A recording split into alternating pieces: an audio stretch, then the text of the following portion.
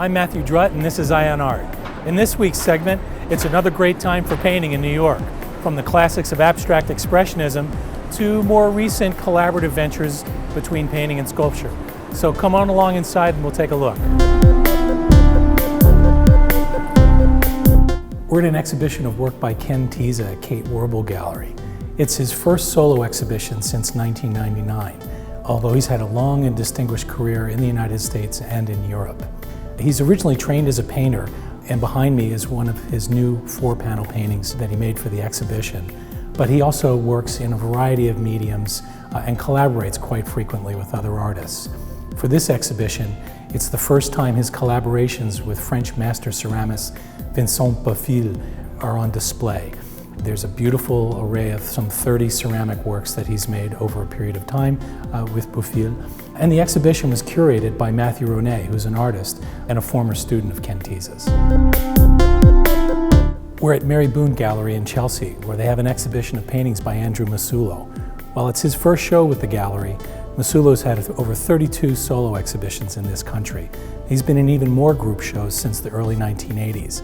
While he lives and works in San Francisco today, he got his start out in New York City in the East Village in the early 1980s in some of the really key group shows of the period that launched that whole East Village painting scene. Masullo's work is a really great exemplar of a kind of stacked abstraction. His approach to scale, form, and color has been persistent, unique, and really compelling. You may have seen this beautiful installation of his work in last year's Whitney Biennial, the way in which he arranges pictures in his exhibitions. It's arranged almost salon style, with different idioms, scales, and colors all kind of harmoniously coming together like a giant mosaic. We're at McKee Gallery in Midtown Manhattan, where they're celebrating the centenary of Philip Guston's birth. They've represented him for over 38 years, and while it's not a retrospective exhibition, the 25 paintings and drawings from their inventory fairly well represent an overview of all the aspects of Guston's career. The earliest work in the show is from 1964, but it fairly well typifies the kind of abstract expressionism that Guston became known for in the 50s.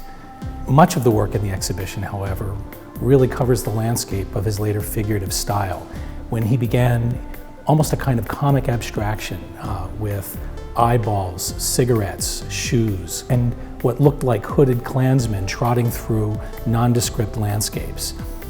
When this work first appeared in 1967, it completely angered the critics. They lambasted him for abandoning abstraction. It had none of the commercial references or playfulness that pop art had. Rather, Guston's work was increasingly steeped in a kind of existential drama, a kind of political realism that probably was measuring the tone of the political landscape in the country at the time.